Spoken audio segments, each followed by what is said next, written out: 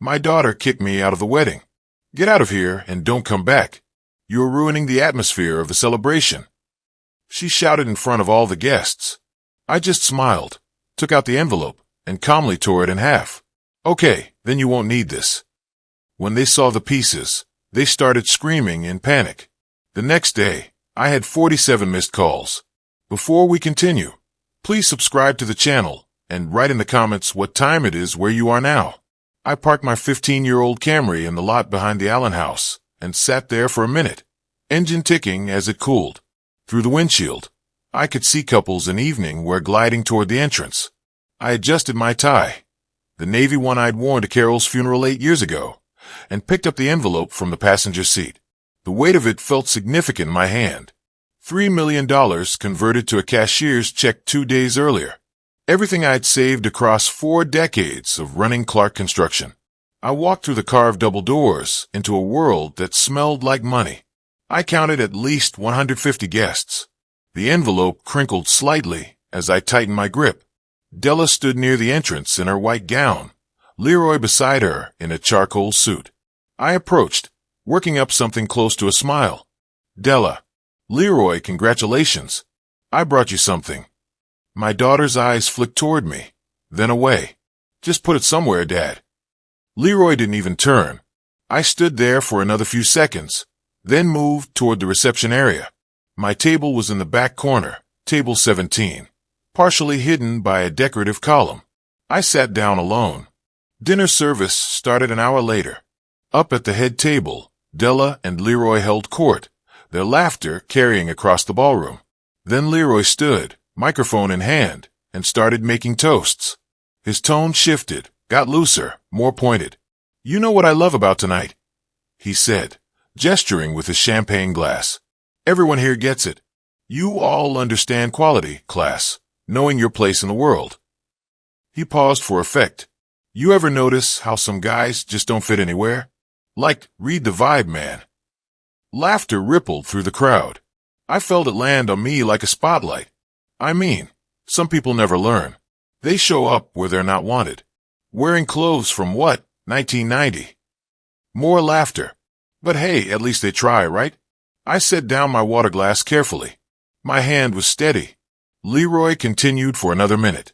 Each joke another knife, and Della sat there beside him, not laughing, but not stopping him either. Her smile had gone tight, performative. She knew exactly who he meant.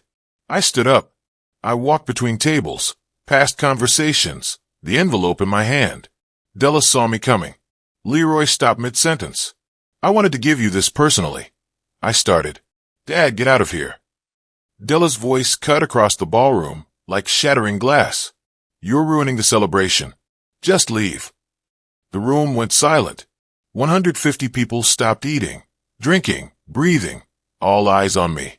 I stood there for 3 seconds, maybe 4. I reached inside the envelope, felt the check's smooth edge. All right, Della, I said. My voice came out calm, measured. Then you won't need this. What? She waved her hand dismissively. Just go already. I tore the envelope vertically. The sound seemed loud in that silent room. Then I rotated the pieces and tore horizontally. 4 pieces now. I let them fall one by one, watching them flutter to the marble floor like autumn leaves. Then I turned and walked toward the exit. My steps were even, unhurried. Behind me, I heard a chair scrape back. Wait, is this? Oh my God, these numbers. A woman's voice high and shocked. 3 million. The ballroom erupted. Chairs scraped. Voices overlapped in chaos. Dad. Della's scream cut through everything. Wait, Dad. I didn't turn around.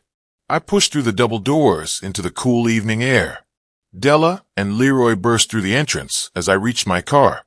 I got in, started the engine, and pulled out of the parking lot.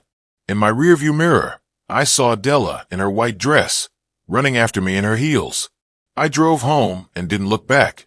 The drive home took 20 minutes, but I don't remember any of it. I sat in my driveway staring at my darkened house.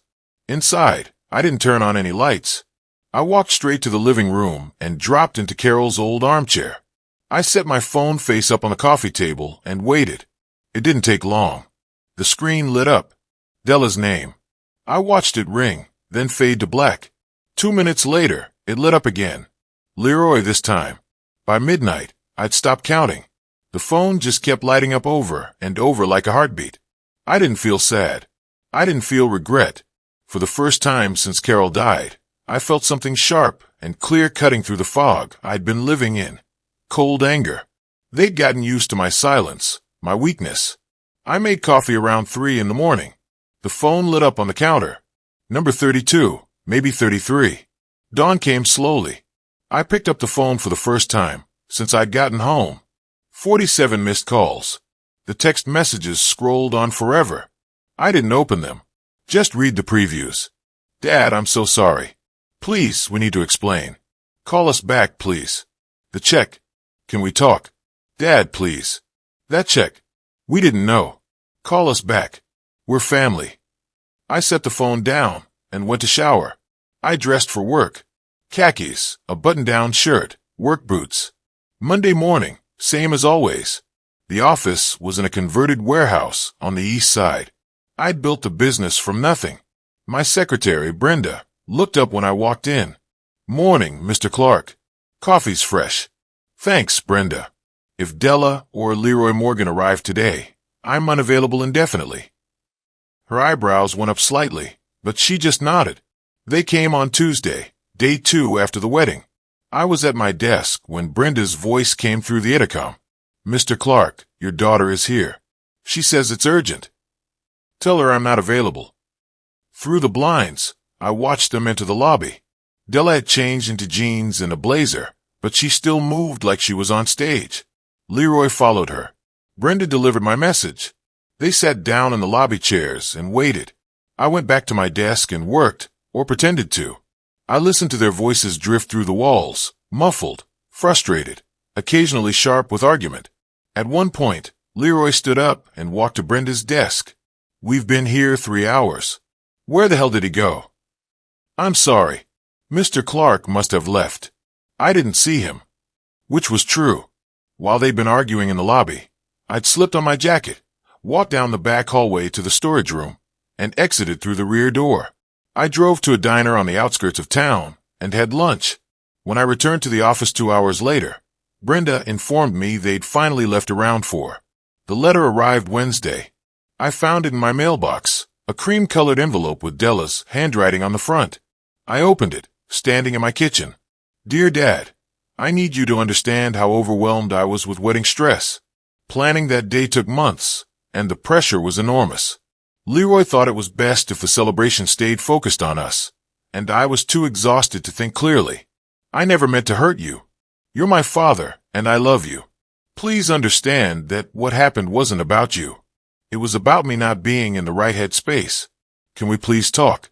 I want to explain everything properly. We both do. Love, Della. I read it twice, then set it on the kitchen counter. Something inside my chest loosened. Not in a good way, but like a knot unraveling into something sharper. Leroy thought, of course.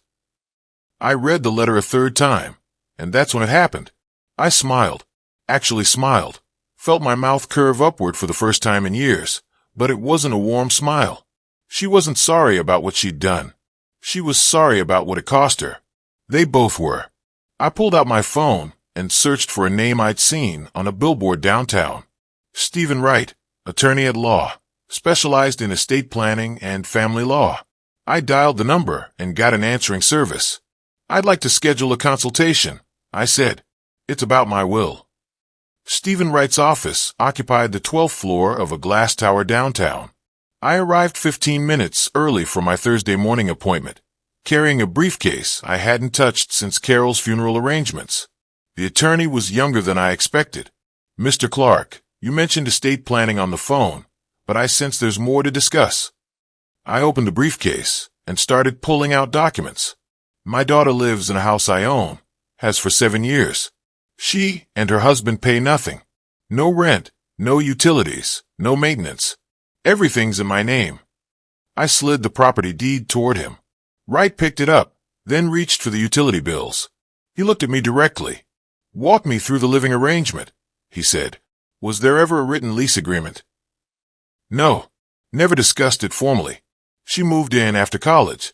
Said it was temporary. Then her boyfriend moved in. Then they got married. 7 years later, they're still there. Do they pay anything? Contribute to household expenses? Nothing. Wright set down the documents. Mr. Clark, since there's no written lease and they've never paid rent, they're classified as guests at will. Texas law is clear. You can terminate their residency with 30 days written notice. Something in my chest loosened. How quickly can we start the process? I can draft the notice today. You'll need it notarized and sent via certified mail. Once they receive it, they have 30 days to vacate. If they refuse, you file for eviction with the Justice of the Peace Court, but that's rarely necessary. Most people leave when they understand the legal reality. He pulled a legal pad toward him and started writing. What if they contest it?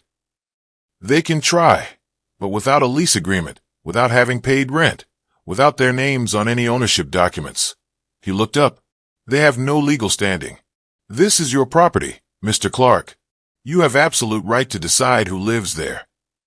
The consultation lasted 90 minutes. By the time I left, I had a folder full of documents and a clear understanding of exactly how much power I held.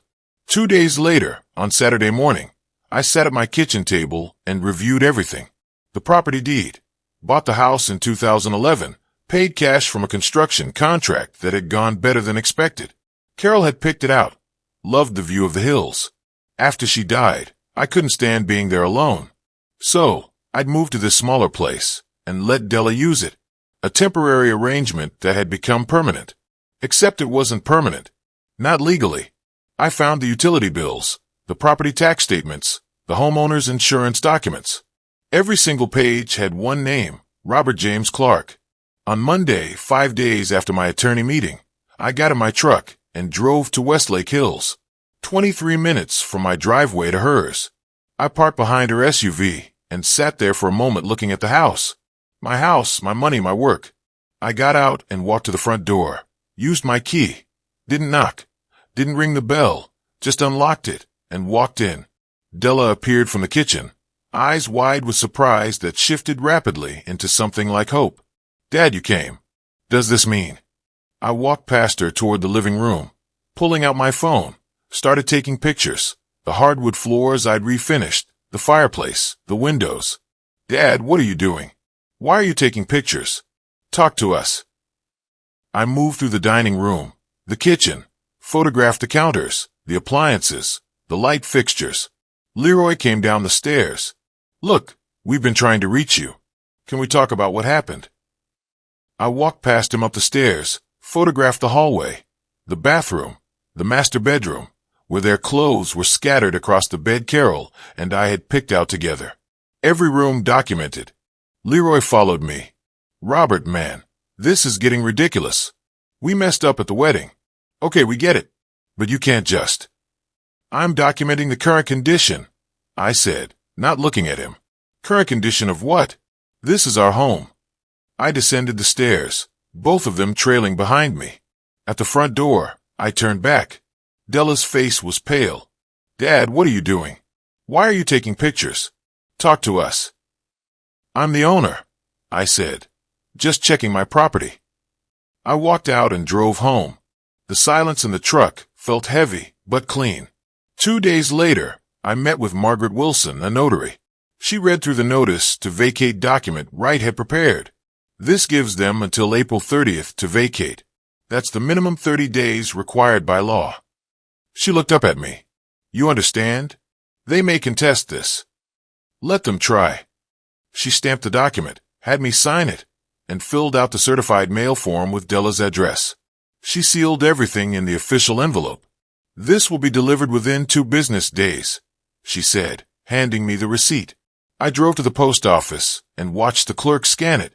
Watched it disappear into the system. Done. April 1st arrived cold and gray. I was at my office when my phone buzzed with a calendar reminder. Certified mail delivery estimated today. I silenced it and went back to work. Around 11, my phone lit up. Della's name. I let it ring through to voicemail. Then Leroy. Then Della again. I turned the phone face down. 3 minutes later, my office phone rang. Brenda's extension. Mr. Clark, your daughter is calling on the main line. She sounds upset. I'm unavailable. The calls continued through lunch. By 2 o'clock, I had 14 missed calls. I was starting to think they'd given up when Brenda knocked on my door. Your daughter and her husband are downstairs. They're demanding to see you. I stood and dialed extension 3. Mike, the building security guard, answered. Mike, it's Robert Clark. I have 2 people in the lobby, Della Morgan and Leroy Morgan. They are not permitted entry under any circumstances. If they refuse to leave, call the police for trespassing. 10 minutes later, Brenda appeared again. They left. Security had to escort them out. 2 days later, on a gray Wednesday morning, I answered a phone call from an unknown number. Robert Clark. Mr. Clark, this is Marcus Chun. I'm an attorney representing Leroy Morgan regarding a property matter. I'm listening. My client received a notice to vacate for a property located at. He rattled off the Westlake address. I'd like to discuss the situation and see if we can reach an agreement that works for everyone. There's nothing to discuss. The notice is legal and properly served. Mr. Clark, with respect, this is a family matter. Surely, we can find a compromise.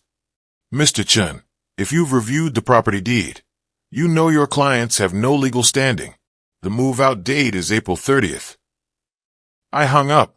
That same afternoon, my business partner, Tom Henderson, called. Robert, I saw something on Facebook that's got me concerned. Della posted about you. Says you're throwing her out on the street with no warning. That true? I told him everything. The $3 million envelope, the public humiliation, Leroy's jokes, the way Della screamed at me. When I finished, Tom was quiet. $3 million. $3 million, and she tore you apart in front of everyone. She did. Robert, I don't blame you one bit. Not one bit. You need anything, character reference, whatever, you call me. I opened my laptop and found Della's Facebook post. The post was long, emotional, full of phrases like cruel father and thrown onto the street. 340 shares, 127 comments, most of them sympathetic. I closed the laptop without responding. 5 days later, I was walking through a construction site when Tom called again. He told me he'd shared my side of the story. The calls kept coming over the next few days. People from my church, business associates, a couple of Della's old friends. Every time I told them what happened, every time they took my side, Della's social media campaign was backfiring. On a Tuesday morning, 12 days after they'd received the notice, I arrived at my office before dawn. When I rounded the front of my truck, Leroy was there, leaning against my driver's door, coffee cup in hand. Robert. His voice was careful, measured. Man to man, we got off on the wrong foot. I know things went sideways at the wedding. That was on me. But what if we made this right? Paid rent, $500 a month. We'll make it official. Sign papers, whatever you want. I looked at him. You had a chance to behave like human beings, I said. April 30th. I opened the truck door, forcing him to step back. I climbed in, started the engine, and backed out of the space. In my rearview mirror, I saw him standing there, watching me drive away. 18 days left. For days after the parking garage confrontation, Della called me from an unknown number. I answered without thinking, then heard her voice and nearly hung up. We found a place, she said. No greeting, no preamble. Cedar Park. We're signing the lease today. Good, I said and ended the call. Cedar Park. That told me everything I needed to know. Not Westlake Hills, not even South Austin. Cedar Park was where people went when they couldn't afford anywhere else. The next 6 days passed in a strange, suspended quiet.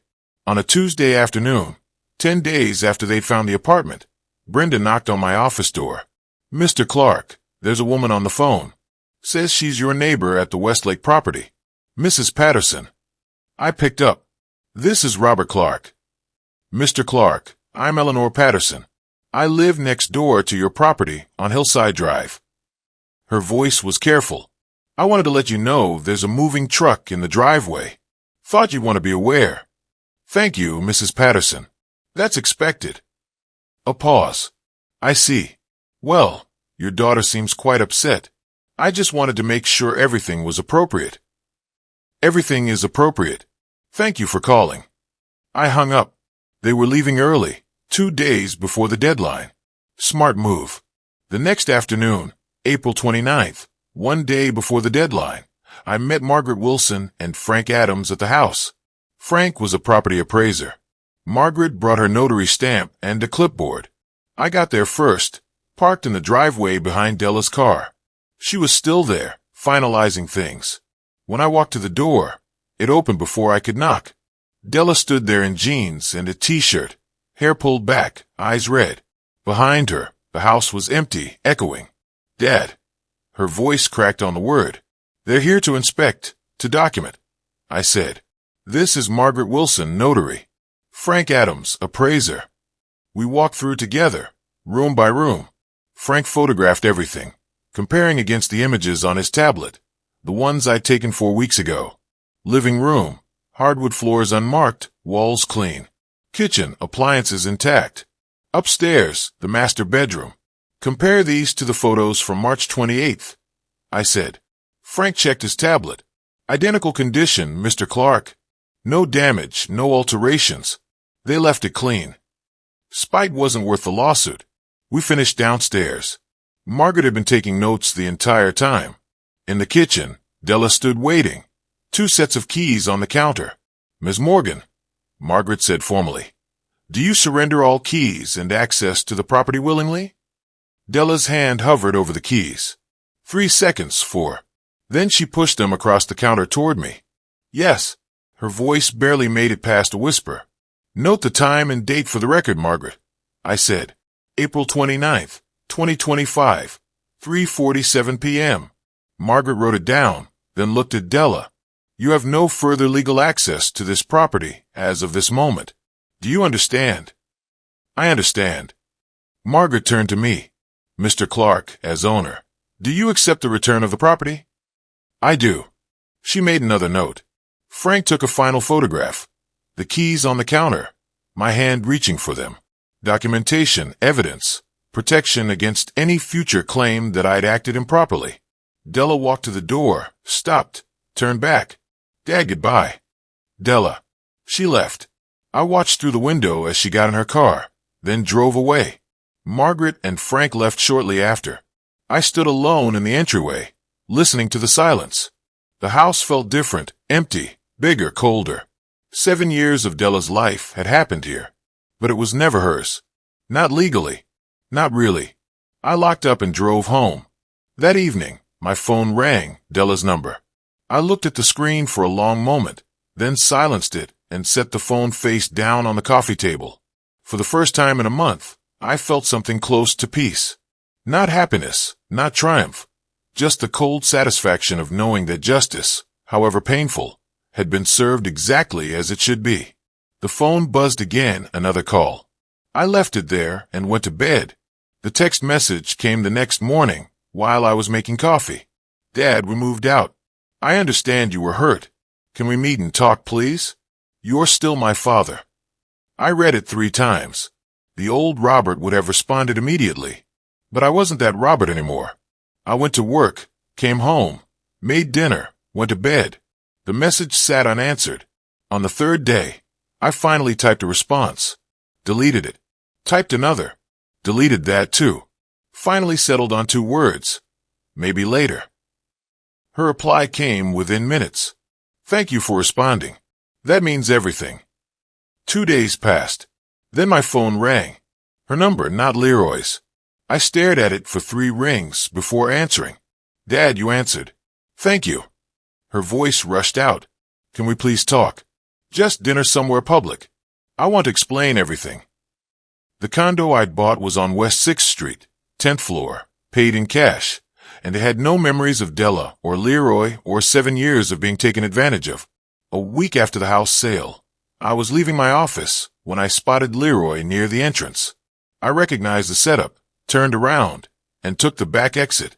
As I drove past the front entrance, I saw him finally look up, scanned the emptying parking lot, then punched the wall in frustration.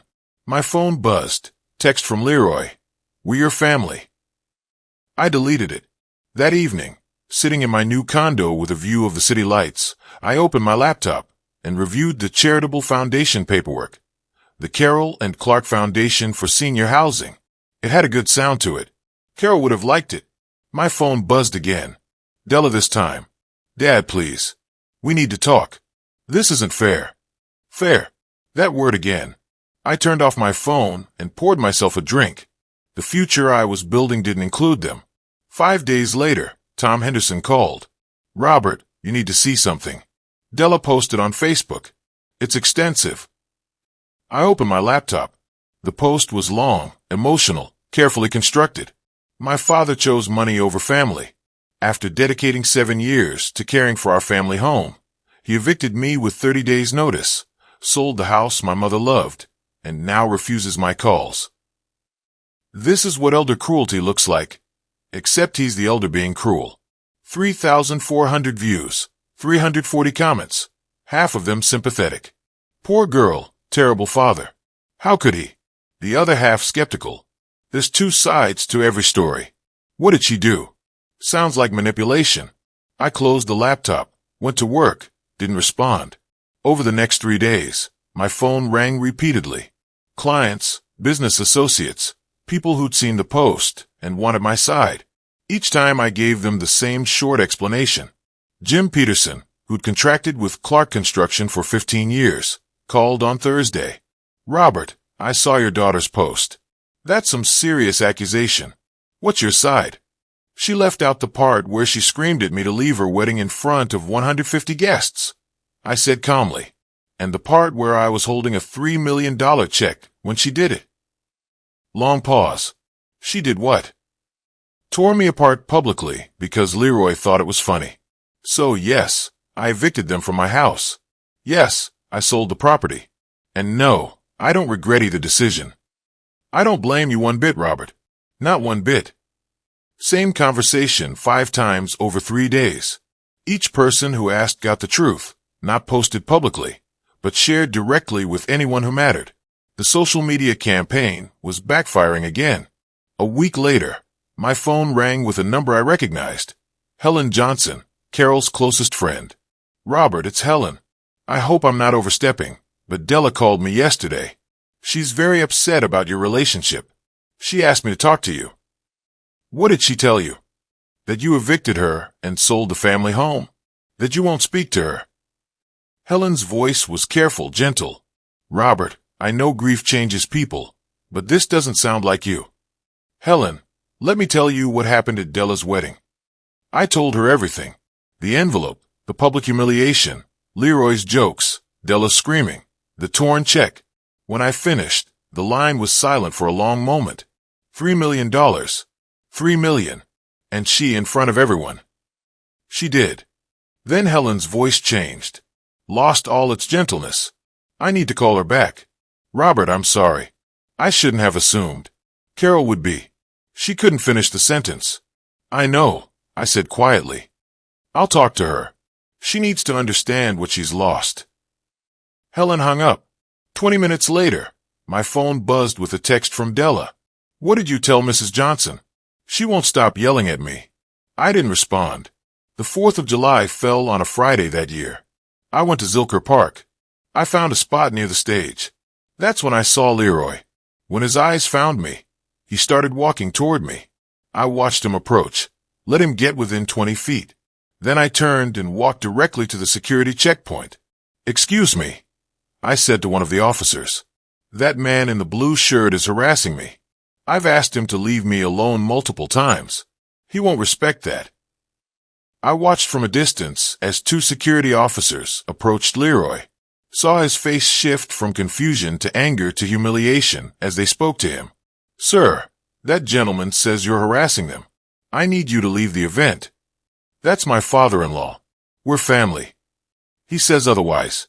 You need to exit the park now, or we'll involve police. Leroy's face went red. He left, walked away through the crowd. I saw Della standing near the food trucks, one hand over her mouth, tears streaming down her face. She saw me watching, turned and ran. That night, sitting in my condo, I received one more text from Della. You've destroyed us. I looked at it for a long time, then typed a response. No, you destroyed yourselves. I just stopped helping you pretend otherwise. I pressed send and blocked both their numbers. The war was over.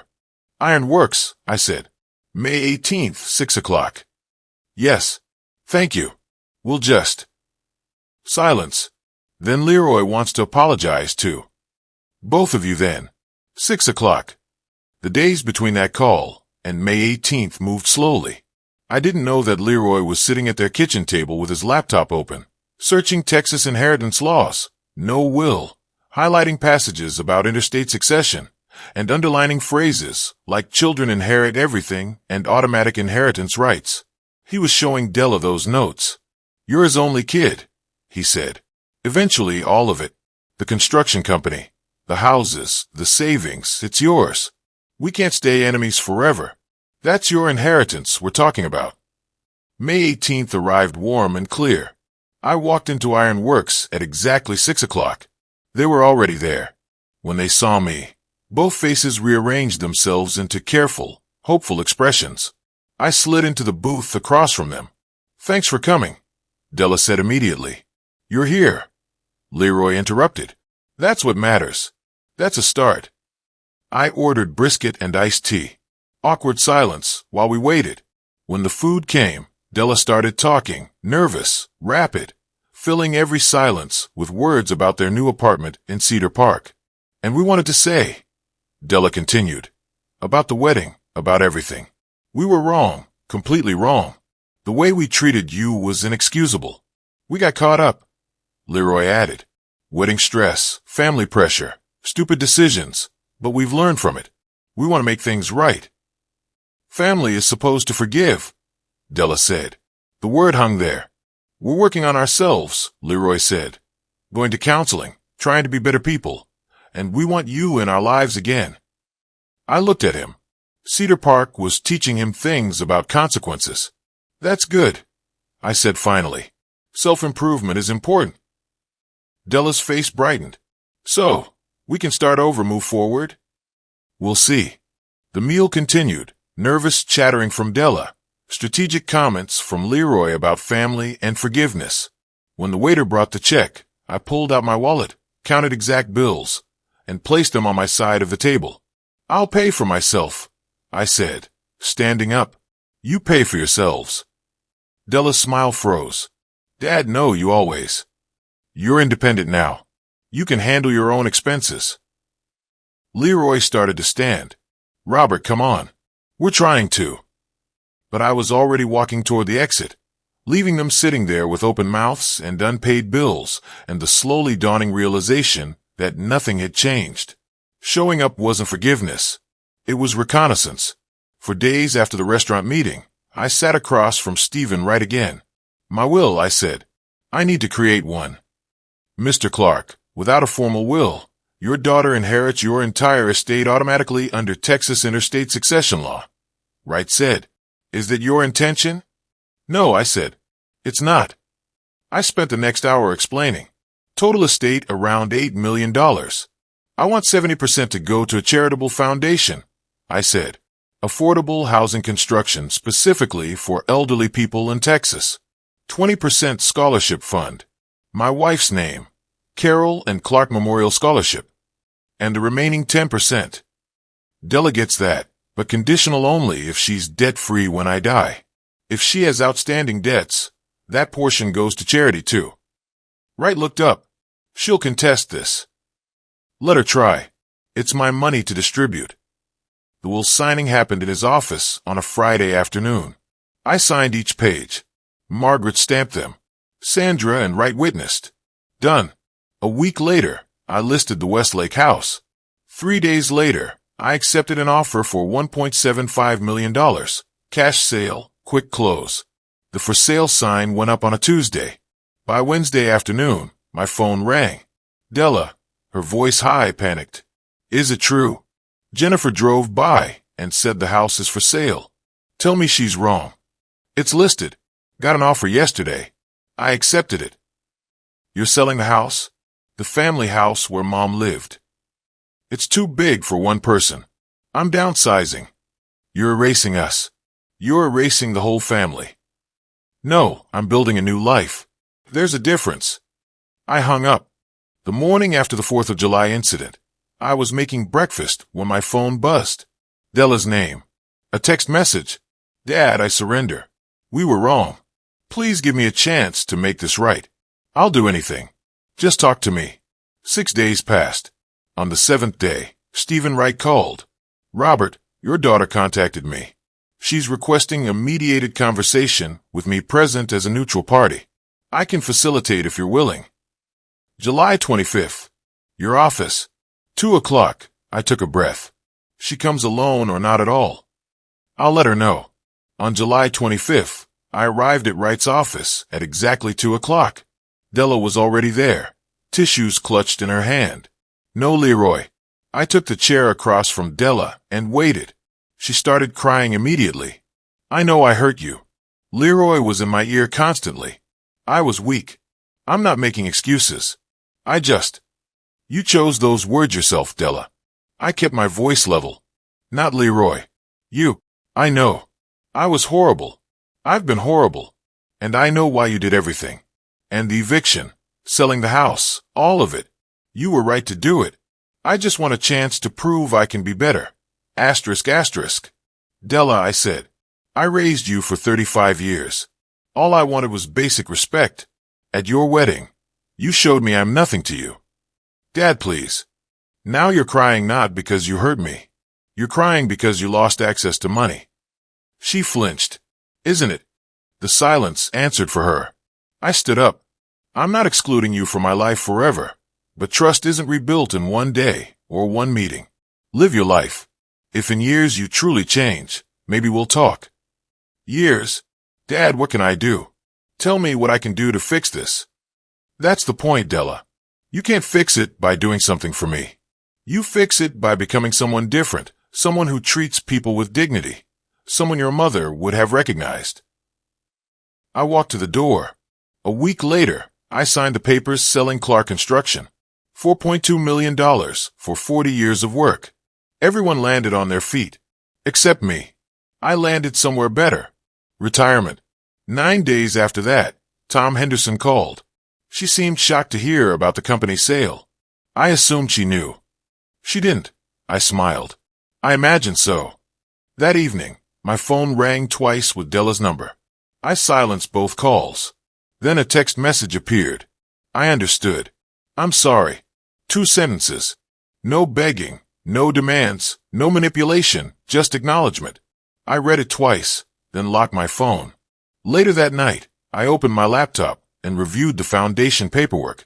The Carolyn Clark Memorial Scholarship had already received its first applicant. The housing foundation would be operational by September.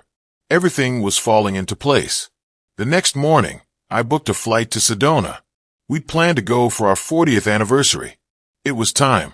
The week in Sedona passed in a kind of peaceful blur. I hiked Cathedral Rock at sunrise. I thought about Carol without the accompanying weight of Della's betrayal. When I returned to Austin, there was a letter waiting in my mailbox. Official letterhead. Dear Mr. Clark, the Clark Ella Lehner Housing Initiative has been granted 501c3 status. Initial funding of $5.6 million enables 3 projects. Your vision of affordable, dignified housing for elderly Texans is becoming reality. Sincerely, Frank Adams, Executive Director. Something good was coming from all this pain. 2 days later, another letter arrived. Cream envelope. Della. 4 pages handwritten. The letter talked about therapy, about family counseling with Leroy, about paying down debt, about recognizing patterns. I'm not asking for money or forgiveness. I just needed you to know I'm trying. I folded the letter carefully and placed it in my desk drawer. Didn't respond. The next afternoon, I met Stephen Wright one final time. We reviewed everything. Eviction complete, will finalized. House sold. Company sold. Foundation operational. Wright closed the last file folder and looked at me. All business concluded. The foundation will send you quarterly reports, but you're no longer legally tied to any of these matters. How do you feel? I thought about it. Really thought about it. Free. He smiled. That's the best outcome I could hope for a client. We shook hands. I walked outside into the August sunlight, stood on the sidewalk watching traffic flow past, then turned toward my favorite cafe, 3 blocks away, instead of heading straight home. The place was busy. I ordered at the counter. The usual, Mr. Clark. Black coffee. Actually, make it a cappuccino today. The barista raised her eyebrows. Feeling adventurous? I laughed. Actually laughed. Something like that. I took my drink to the terrace and sat watching people walk past, couples holding hands, parents with strollers. Normal life happening all around me. And for the first time in 8 years, I didn't feel separate from it. Didn't feel emptiness. Felt peace. My phone vibrated. Text message from an old partner. Robert, there's an interesting consulting project if you're interested. Housing development in San Marcos. Could use your expertise. I sipped my cappuccino and typed back. Send me the details. Life was continuing, but now on my terms. No one screaming at me to leave. No one taking advantage of my silence. No one mistaking kindness for weakness. Somewhere across town, Della and Leroy were paying their bills and going to therapy and figuring out how to live without expecting my money to save them. And I was here drinking overpriced coffee on a terrace, thinking about consulting projects and foundation groundbreakings, and maybe another trip to Sedona in the fall. Not the life I'd planned, not the family I'd hoped for, but mine. Completely, finally mine. And that, I decided, was enough. If you like this story, please like this video, subscribe to the channel, and share your impressions of this story in the comments. To listen to the next story, click on the box on the right. Thank you for watching.